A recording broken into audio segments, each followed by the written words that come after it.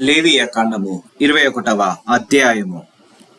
మరియు యెహోవా మోషేతో ఇట్లనెను, యాజకులగు అహరోను కుమారులతో ఇట్లనుము, మీలో ఎవడును తన ప్రజలలో శవమును ముట్టుట వలన తన్ను అపవిత్రుపరచుకొన రాదు. అయితే తనకు సమీప రక్త సంబంధులు అనగా తన తల్లి, తండ్రి, కుమారుడు, కుమార్తె, సహోదరుడు, తనకు సమీపముగానున్న శుద్ధ సహోదరియగు అవివాహిత కన్యక అను వీరి యొక్క శవమును బట్టి తన్ను అపవిత్రపరచుకొనవచ్చును. అతడు తన ప్రజలలో యజమానుడు గనుక తన్ను అపవిత్రపరచుకొని సామాన్యునిగా చేసుకొనరాదు.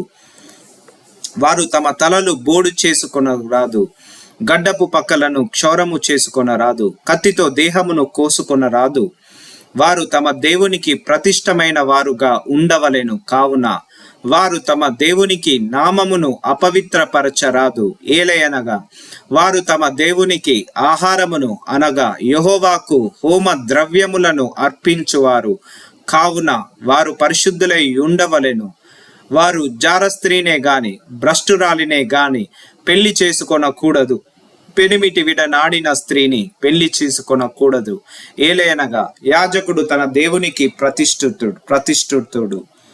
అతడు నీ దేవునికి ఆహారమును అర్పించువాడు గనుక నీవు అతని పరిశుద్ధపరచవలెను. మిమ్మును పరిశుద్ధపరచు యెహోవా అను నేను పరిశుద్ధుడను గనుక అతడు మీ దృష్టికి పరిశుద్ధుడు కావలెను.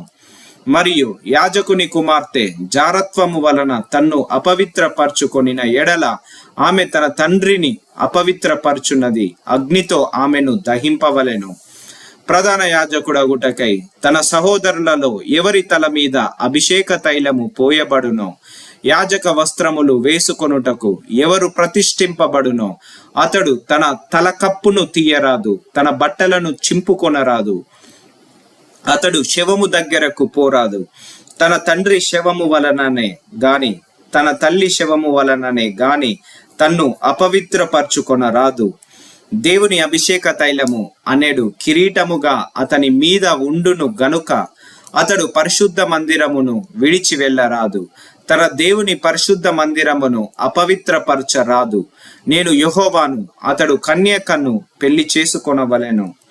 విధవరాలినైనను, విడనాడబడిన దానినైనను, భ్రష్టురాలినైనను అనగా జారస్త్రీనైనను అట్టి వారిని పెళ్లి చేసుకొనక తన ప్రజలలోని కన్యకనే పెళ్లి చేసుకొనవలెను. యెహోవాను నేను అతని పరిశుద్ధపరచు వాడను గనుక అతడు తన ప్రజలలో తన సంతానమును అపవిత్రపరచకూడదని వారితో చెప్పుము. మరి యెహోవా మోషేకు ఇలాగా సెలవిచ్చెను, నీవు అహరోనుతో ఇట్లనుము, నీ సంతతి వారిలో ఒకనికి కలంకమేదైనను కలిగిన ఎడల అతడు తన దేవునికి ఆహారము అర్పించుటకు సమీపింపకూడదు.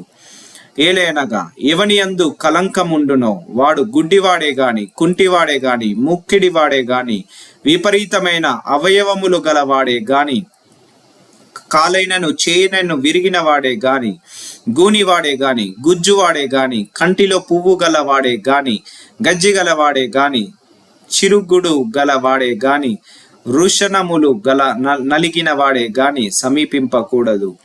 యాజకుడైన అహరోను సంతానములో కలంకము గల ఏ మనుష్యుడును యెహోవాకు హోమ ద్రవ్యములను అర్పించుటకు సమీపింపకూడదు. అతడు కలంకము గలవాడు. అట్టివాడు తన దేవునికి ఆహారము అర్పించుటకు సమీపింపకూడదు.